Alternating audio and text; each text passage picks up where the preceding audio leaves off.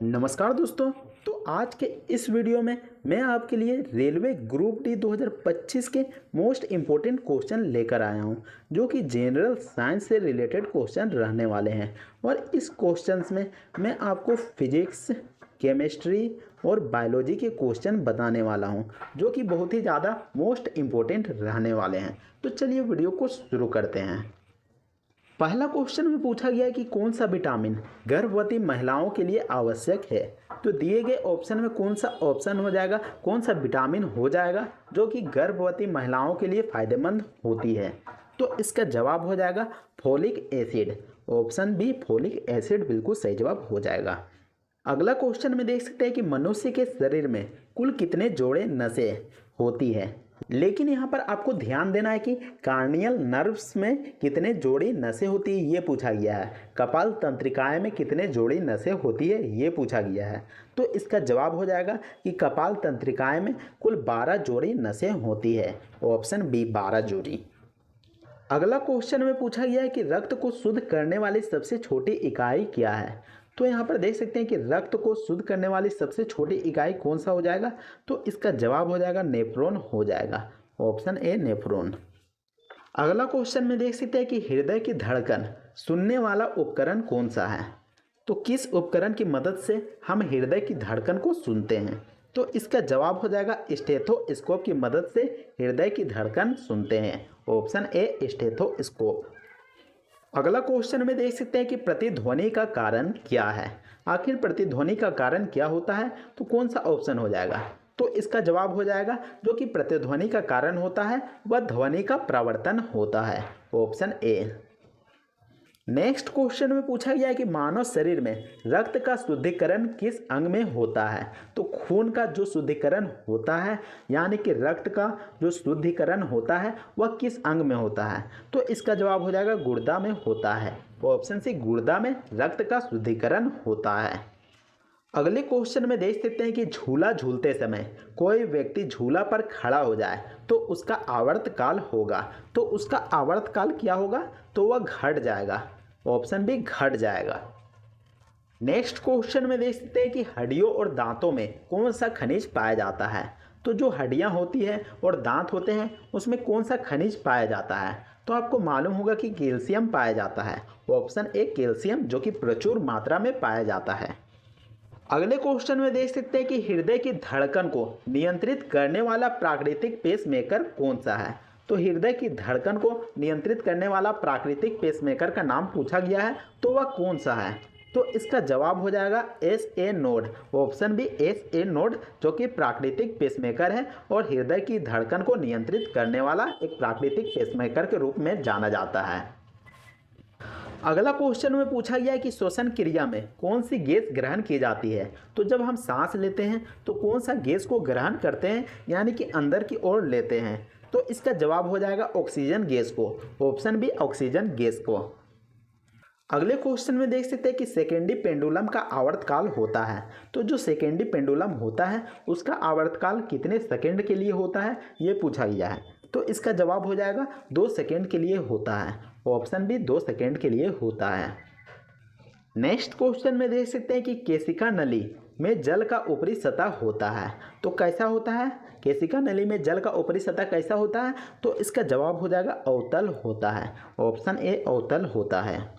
Next question में पूछा गया कि मानव शरीर में रक्त का रंग लाल किसके कारण होता है। तो मानव शरीर में जो रक्त होता है उसका रंग लाल किसके कारण होता है ये पूछा गया है। तो इसका जवाब हो जाएगा हीमोग्लोबिन के कारण होता है।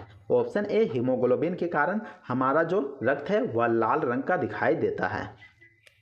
अगले क्वेश्चन में पूछा गया कि द्रव का घनत्व अधिक होने पर पृष्ठ तनाव क्या होता है। क्या घट जाता है या फिर बढ़ जाता है या फिर कोई परिवर्तन नहीं होता है। कौन सा ऑप्शन हो जाएगा। तो इसका जवाब हो जाएगा ऑप्शन ए बढ़ जाता है। ऑप्शन ए बढ़ जाता है। नेक्स्ट क्वेश्चन में देख सकते हैं कि पसीना निकलने से शरीर का क्या होता है। तो जब हमारे शरीर से पसीना निकलता है तब क्या होता है। तो इसका जवाब हो जाएगा तापमान नियंत्रित होता है। ऑप्शन बी तापमान में नियंत्रित होता है। अगला क्वेश्चन में पूछा गया कि पारे को जब एक बर्तन में रखा जाता है तो मेनेक्स होता है। तो क्या होता है? तो इसका जवाब हो जाएगा उत्तल होता है। जो मेनिक्स होता है वह उत्तल होता है। नेक्स्ट क्वेश्चन में पूछा गया कि पादपों में भोजन का निर्माण किसके द्वारा होता है? तो जो पेड़ पौधे होते हैं उसमें भोजन का निर्माण किसके द्वारा होता है? आखिर किस प्रक्रिया के द्वारा होता है? तो इसका जवाब हो जाएगा प्रकाश संश्लेषण की प्रक्रिया के द्वारा होता है। ऑप्शन बी प्रकाश संश्लेषण। अगला क्वेश्चन में पूछा गया कि मानव शरीर में रक्त का शुद्धिकरण किस अंग में होता है? तो यह रिपीटेड क्वेश्चन है, तो आपको मालूम चल गया होगा कि मानव शरीर में रक्त का शुद्धिकरण गुर्दा में होता है। ऑप्शन सी गुर्दा में होता है। अगला क्वेश्चन में देख सकते हैं कि विटामिन एच किसे कहते हैं? आखिर विटामिन एच किसको कहा जाता है? तो इसका जवाब हो जाएगा बायोटीन को विटामिन एच नाम से भी जाना जाता है। Option A biotin. Next question में देख सकते हैं कि ऊंचाई बढ़ने से वायुमंडलीय दाब क्या होता है? आखिर घटता है या फिर बढ़ता है या फिर नहीं कुछ होता है? तो क्या हो जाएगा? तो इसका जवाब हो जाएगा ऑप्शन बी घटता है। ऊंचाई बढ़ने से वायुदाब घटता है। नेक्स्ट क्वेश्चन में पूछा गया कि गुरुत्वाकर्षण के सार्वभौमिक नियम का प्रतिपादन किसने किया था? तो जो गुरुत्वाकर्षण है उसका सार्वभौमिक नियम का प्रतिपादन किसके द्वारा किया गया था? तो इसका जवाब हो जाएगा न्यूटन के द्वारा किया गया था। ऑप्शन ए न्यूटन के द्वारा किया गया था। नेक्स्ट क्वेश्चन में पूछा गया है कि क्वीसेक से क्या मापा जाता है? आखिर क्वीसेक से क्या मापा जाता है? तो इसका जवाब हो जाएगा जल का बहाव मापा जाता है। ऑप्शन सी जल का बहाव मापा जाता है। नेक्स्ट क्वेश्चन में पूछा गया है कि सुई के पानी पर तैरने का कारण है। आखिर जो सुई होता है वह पानी में क्यों तैरने लगता है? तो इसका जवाब हो जाएगा पृष्ठ तनाव के कारण तैरता है। ऑप्शन ए पृष्ठ तनाव के कारण तैरता है। नेक्स्ट क्वेश्चन में पूछा गया कि पॉलीथीन एक रेजिन है जो निम्न में से किसके बहुलीकरण से प्राप्त होता है? आखिर पॉलीथीन को किससे प्राप्त किया जाता है? तो इसका जवाब हो जाएगा एथिलीन से प्राप्त किया जाता है। ऑप्शन डी एथिलीन से। नेक्स्ट क्वेश्चन में पूछा गया कि प्रायोगिक आनुवांशिक विज्ञान का जनक किसे कहा जाता है? तो यहाँ पर प्रायोगिक आनुवांशिक विज्ञान का जनक पूछा गया है, तो इसका जवाब हो जाएगा तो ऑप्शन ए बिल्कुल सही जवाब हो जाएगा, जो कि ग्रेगर मेंडल बिल्कुल सही जवाब हो जाएगा। नेक्स्ट क्वेश्चन में पूछा गया कि किस तापमान पर सेल्सियस एवं फ़ारेनहाइट तापमापियों के पाठ्यांक समान होंगे? तो किस तापमान पे सेल्सियस और जो फ़ारेनहाइट है दोनों का तापमान बिल्कुल सेम होगा? तो किस तापमान पर होगा? तो इसका जवाब हो जाएगा -40 डिग्री के तापमान पर होगा। Option C. नेक्स्ट क्वेश्चन में पूछा गया कि हरे और लाल रंगों को मिलाकर निम्नलिखित में से कौन सा रंग प्राप्त किया जाता है? तो अगर हम हरा और लाल रंग को आपस में मिला देंगे तो कौन सा रंग प्राप्त होगा? तो इसका जवाब हो जाएगा पीला रंग प्राप्त होगा। Option D. नेक्स्ट क्वेश्चन में पूछा गया कि निम्न में से प्रकाश के प्राथमिक रंग कौन से हैं? तो प्रकाश का जो प्राथमिक रंग है वह कौन सा है? तो इसका जवाब हो जाएगा ऑप्शन बी नीला, लाल और हरा। ऑप्शन बी नीला, लाल और हरा। नेक्स्ट क्वेश्चन में पूछा गया कि निम्नलिखित में से कौन सा पदार्थ कार्बन का अपरूप नहीं है? तो कौन सा पदार्थ जो कि कार्बन का अपरूप नहीं है ये पूछा गया है। तो इसका जवाब हो जाएगा फ्लाई ऐश, जो कि कार्बन का अपरूप नहीं है, क्योंकि जो फ्लाई ऐश होता है वह कोयला के जलने के बाद उत्पन्न होता है।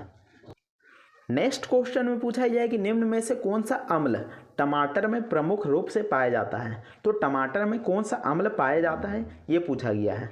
तो इसका जवाब हो जाएगा टमाटर में ऑक्सैलिक अम्ल पाया जाता है। ऑप्शन सी।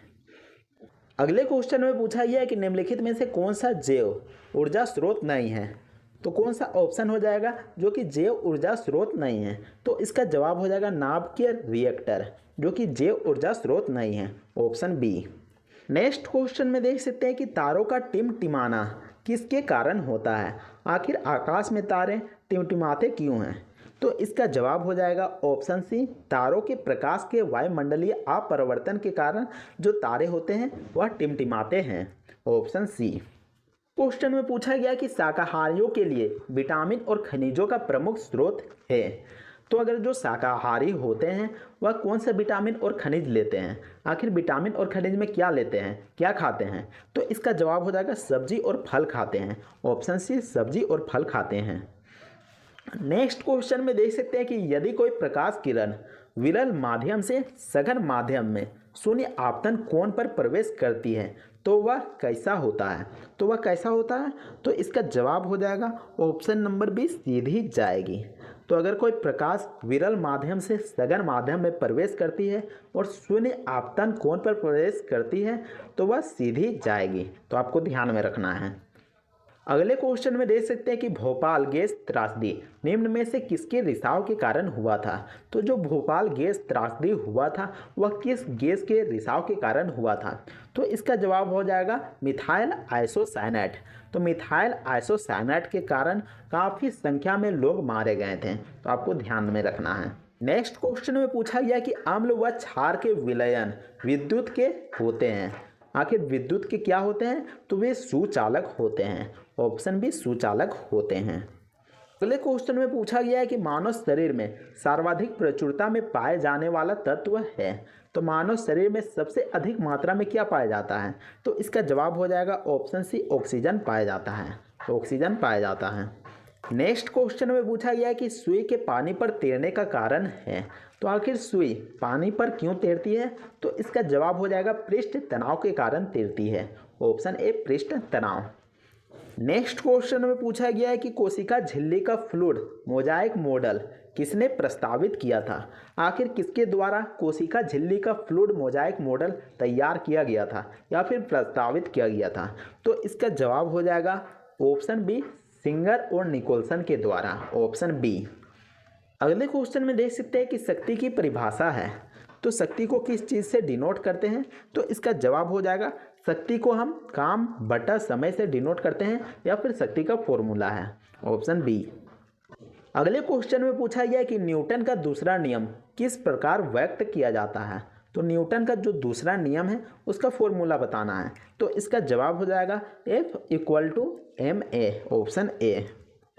नेक्स्ट क्वेश्चन में पूछा गया कि माइटोकॉन्ड्रिया में ऊर्जा उत्पादन की अंतिम प्रक्रिया क्या कहलाती है? तो माइटोकॉन्ड्रिया में जो ऊर्जा उत्पादन होती है उसका अंतिम प्रोसेस क्या कहलाती है? तो इसका जवाब हो जाएगा option B, oxidative phosphorylation. Option B. Next question में पूछा गया कि मस्तिष्क का प्रमुख भाग जो सोच और निर्णय के लिए जिम्मेदार है। तो मस्तिष्क का वह भाग जो कि सोचने और निर्णय लेने के लिए यहाँ पर काम करती है, तो उस भाग को हम क्या कहते हैं? तो इसका जवाब हो जाएगा सेरेब्रम कहते हैं। ऑप्शन ए, सेरेब्रम कहते हैं। नेक्स्ट क्वेश्चन में पूछा गया कि फेफड़ों में ऑक्सीजन और CO2 का आदान प्रदान कहाँ होता है? तो जो फेफड़ा होता है वहाँ पर ऑक्सीजन और CO2 का आदान प्रदान कहाँ पर होता है? तो इसका जवाब हो जाएगा एल्वियोली में होता है। ऑप्शन सी, एल्वियोली में होता है। नेक्स्ट क्वेश्चन में पूछा गया कि मानव शरीर में सबसे बड़ा अंग कौन सा है? तो मानव शरीर में सबसे बड़ा अंग कौन सा है? तो वह है त्वचा। ऑप्शन सी, त्वचा, जो कि मानव शरीर में सबसे बड़ा अंग है। नेक्स्ट क्वेश्चन में पूछा गया है कि किस ऑर्गेनल को सुसाइडल बेग के नाम से जानते हैं? आखिर किस ऑर्गेनल को हम सुसाइडल बेग के नाम से जानते हैं? तो इसका जवाब हो जाएगा ऑप्शन सी, लाइसोसोम को। ऑप्शन सी, लाइसोसोम को। अगले क्वेश्चन में देख सकते हैं कि RNA में कौन सा नाइट्रोजन बेस अनुपस्थित होता है? तो कौन सा अनुपस्थित होता है? तो इसका जवाब हो जाएगा थायमिन, जो कि अनुपस्थित रहता है। अगले क्वेश्चन में देख सकते हैं कि प्रोटीन संश्लेषण का स्थल होता है। तो प्रोटीन संश्लेषण का स्थल कहाँ पर होता है? तो इसका जवाब हो जाएगा राइबोसोम में होता है। ऑप्शन बी, राइबोसोम में होता है। नेक्स्ट क्वेश्चन में पूछा गया है कि ध्वनि की गति किस माध्यम में सबसे अधिक होती है? आखिर किस में ध्वनि की गति सबसे अधिक होती है, ये पूछा गया है। तो इसका जवाब हो जाएगा स्टील में ध्वनि की जो गति होती है वह सबसे अधिक होती है। तो देख सकते हैं कि पहला क्वेश्चन में पूछा गया है कि जल में घुलनशील विटामिन है। आखिर कौन सा विटामिन है जो कि जल में घुल जाता है? तो इसका जवाब हो जाएगा विटामिन सी, जो कि जल में आसानी से घुल जाता है। तो आपको बता दूं कि जो विटामिन बी है और विटामिन सी है ये जल में घुल जाता है, लेकिन वसा में कौन घुलता है? तो वसा में घुलने का एक ट्रिक है जिसके माध्यम से आप याद रख सकते हैं। तो आपको याद रखना है कि कीड़ा, KEDA, कीड़ा, यानी कि विटामिन के, विटामिन ई और विटामिन डी और विटामिन ए, जो कि वसा में घुल सकता है, वसा में आसानी से घुल जाता है। तो आपको ध्यान में रखना है। इस ट्रिक के माध्यम से आप याद रख सकते हैं कि आखिर कौन सा विटामिन कहाँ पर घुलता है। अगला क्वेश्चन में देखते हैं कि वास्तविक सूर्यास्त और आभासी सूर्यास्त के बीच लगभग कितने समय का अंतर होता है? यहाँ पर वास्तविक सूर्यास्त और आभासी सूर्यास्त का मतलब है कि मान लीजिए कि सूरज डूब गया है लेकिन हमको लगता है कि सूरज नहीं डूबा है, तो इसको हम आभासी सूर्यास्त कहेंगे। तो यह लगभग कितने मिनट तक दिखाई देता है? तो 2 मिनट तक दिखाई देता है, ऑप्शन ए। अगले क्वेश्चन में पूछा गया कि पुष्पों का अध्ययन कहलाता है, आखिर फूलों को अध्ययन को क्या कहते हैं? तो इसका जवाब हो जाएगा एंथोलॉजी, जो कि फूलों का अध्ययन को कहा जाता है। नेक्स्ट क्वेश्चन में देखते हैं कि जस्ता के अयस्क हैं, तो जस्ता का कौन सा अयस्क है? तो इसका जवाब हो जाएगा जिंक ब्लेड, ऑप्शन ए। अगले क्वेश्चन में देखते हैं कि सामान्य मानव नेत्र का दूर बिंदु होता है, आखिर जो मानव होता है वह कितनी दूरी तक देख सकता है? तो इसका जवाब हो जाएगा अनंत पर, यानी कि बहुत दूर तक देख सकता है। इसका कोई सीमा तय नहीं किया गया कि कितनी दूरी तक देख सकता है। नेक्स्ट क्वेश्चन में देखते हैं कि पौधे में आवश्यकता से अधिक जल किस प्रक्रिया द्वारा बाहर निकलता है? तो आखिर पौधे से जो जल होता है वह किस प्रक्रिया द्वारा बाहर निकलता है? तो इसका जवाब हो जाएगा वाष्पोत्सर्जन के द्वारा, वाष्पोत्सर्जन के द्वारा, ऑप्शन बी। नेक्स्ट क्वेश्चन में देखते हैं कि दांत का मसूड़ा किस पदार्थ का बना होता है जो काफ़ी कठोर होता है? तो इसका जवाब हो जाएगा ऑप्शन बी, कैल्शियम फॉस्फेट का, ऑप्शन बी। नेक्स्ट क्वेश्चन में देखते हैं कि फोटोग्राफी में कौन सा अम्ल उपयोग किया जाता है? आखिर जो फोटोग्राफी होता है उसमें कौन सा एसिड का उपयोग किया जाता है, अम्ल का उपयोग किया जाता है? तो इसका जवाब हो जाएगा ऑप्शन बी, ऑक्जेलिक एसिड का, ऑक्जेलिक अम्ल का, ऑप्शन बी। अगले क्वेश्चन में देखते हैं कि सिनेमा के पर्दे पर किस प्रकार का प्रतिबिंब बनता है? तो जो सिनेमा का पर्दा रहता है उस पर वास्तविक प्रतिबिंब बनता है, ऑप्शन बी। अगले क्वेश्चन में पूछा गया कि निम्न में से किसे प्रकाश संश्लेषी अंगक कहा जाता है? तो इसका जवाब हो जाएगा हरित लवक को प्रकाश संश्लेषी अंगक कहा जाता है। यहाँ पर पतिया भी ऑप्शन सही हो सकता है, लेकिन जो हरित लवक होता है उसमें क्लोरोफिल पाया जाता है और इसी के माध्यम से प्रकाश संश्लेषण होता है, जिसके कारण हरित लवक यहाँ पर बिल्कुल सही जवाब हो जाएगा। अगर हरित लवक नहीं दिया रहता तब जाके यहाँ पर पतिया सही ऑप्शन हो सकता है। अगला क्वेश्चन में देखते हैं कि इमली में कौन सा अम्ल पाया जाता है? तो जो इमली होता है उसमें टार्टरिक अम्ल पाया जाता है, ऑप्शन बी। नेक्स्ट क्वेश्चन में देखते हैं कि कौन सा रंग है जिसका खतरे के सिग्नल के रूप में उपयोग किया जाता है? तो जो लाल रंग है उसका इस्तेमाल खतरे के सिग्नल के रूप में किया जाता है।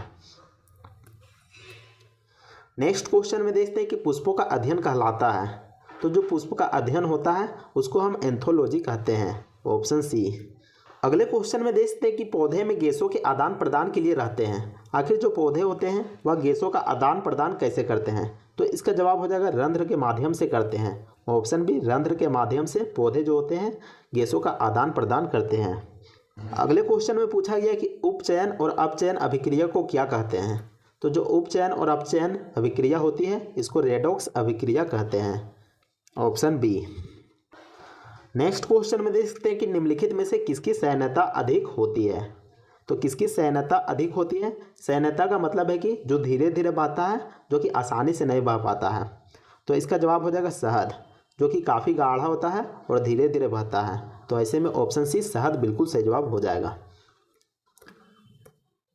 अगले क्वेश्चन में देखते हैं कि किलोवाट घंटा मात्रक है, तो जो किलोवाट घंटा मात्रक है वह किसका मात्रक है? तो इसका जवाब हो जाएगा ऊर्जा का, ऑप्शन बी। अगले क्वेश्चन में पूछा गया कि दानेदार जस्ता पर तनु सल्फ्यूरिक अम्ल डालने पर कौन सा गैस उत्सर्जित होता है? तो कौन सा गैस बनेगा? तो इसका जवाब हो जाएगा हाइड्रोजन गैस बनेगा। नेक्स्ट क्वेश्चन में पूछा गया कि फेफड़ा का आकार होता है, तो जो फेफड़ा का आकार होता है वह शंक्वाकार होता है, यानी कि शंकु के जैसा होता है। नेक्स्ट क्वेश्चन में पूछा गया कि विद्युत बल्ब का फिलामेंट होता है, तो जो विद्युत बल्ब का फिलामेंट होता है वह किस चीज़ का बना होता है? तो वह टंगस्टन का बना होता है, ऑप्शन सी। अगले क्वेश्चन में देखते हैं कि सूर्य प्रकाश की उपस्थिति में पौधे CO2 और जल से अपना भोजन ग्लूकोज तैयार करते हैं, यह कौन सी प्रक्रिया या फिर अभिक्रिया कहलाती है? तो इसका जवाब हो जाएगा प्रकाश रासायनिक अभिक्रिया कहलाती है, ऑप्शन सी। नेक्स्ट क्वेश्चन में पूछा गया कि उच्च नाइट्रोजन सामग्री वाले कौन सा उर्वरक है? तो सबसे अधिक मात्रा में नाइट्रोजन कौन सी सामग्री में पाई जाती है? तो इसका जवाब हो जाएगा यूरिया में पाई जाती है। नेक्स्ट क्वेश्चन में पूछा गया कि भोजन का पाचन किस प्रकार की अभिक्रिया है? तो भोजन का पचना किस प्रकार की अभिक्रिया है? तो इसका जवाब हो जाएगा ऑप्शन नंबर सी, अपचयन। नेक्स्ट क्वेश्चन में पूछा गया कि हार्मोन शब्द का नामकरण किसके द्वारा किया गया था? तो जो हार्मोन शब्द दिया गया था वह किसके द्वारा दिया गया था? तो इसका जवाब हो जाएगा बेलिस एवं स्टार्लिंग के द्वारा, ऑप्शन सी। नेक्स्ट क्वेश्चन में पूछा गया कि अंगूर का किण्वन करना एक है, तो वह किस प्रकार का परिवर्तन है? तो इसका जवाब हो जाएगा रासायनिक परिवर्तन है। अगले क्वेश्चन में देखते हैं कि हमारी हड्डियों और दांत आमतौर पर किस से बने होते हैं? तो जो हमारी हड्डियां हैं और दांत हैं वह किस चीज़ से बना होता है? तो इसका जवाब हो जाएगा ट्राई कैल्शियम फॉस्फेट से बना होता है, ऑप्शन ए। नेक्स्ट क्वेश्चन में देखते हैं कि जब एक बार चुंबक को दो बराबर हिस्सों में काटा जाता है तो प्रत्येक टुकड़ों की ध्रुव शक्ति होती है, आखिर क्या होती है? तो इसका जवाब हो जाएगा ऑप्शन नंबर डी, समान रहती है, यानी किसी प्रकार का बदलाव नहीं होता है। नेक्स्ट क्वेश्चन में पूछा गया है कि लिटमस रंजक बैंगनी रंग का होता है जो निकाला जाता है। तो जो लिटमस रंजक बैंगनी रंग का होता है उसको कहाँ से प्राप्त किया जाता है? तो इसका जवाब हो जाएगा लाइकेन से प्राप्त किया जाता है। लाइकेन एक तरीके का पौधा होता है, उसी से लिटमस रंजक को प्राप्त किया जाता है। अगले क्वेश्चन में पूछा गया है कि दर्पण की चौड़ाई को दर्पण कहा जाता है। आखिर जो दर्पण की चौड़ाई होता है उसको क्या कहा जाता है? तो उसको द्वारक कहा जाता है, ऑप्शन सी। अगले क्वेश्चन में पूछा गया कि ऑक्सीजन है, आखिर ऑक्सीजन क्या है? ऑक्सीजन क्या है? तो वसा है, कार्बोहाइड्रेट है, एंजाइम है, या फिर इनमें से कोई नहीं है? तो इसका जवाब आपको हमें कमेंट करके बताना है, कमेंट सेक्शन में इसका जवाब कमेंट करके बताना है। इसके अलावा वीडियो पसंद आता है तो वीडियो को लाइक कीजिएगा और चैनल को भी सब्सक्राइब जरूर कर लीजिएगा। तो मिलते हैं नेक्स्ट वीडियो में, तब तक के लिए जय हिंद, वंदे मातरम।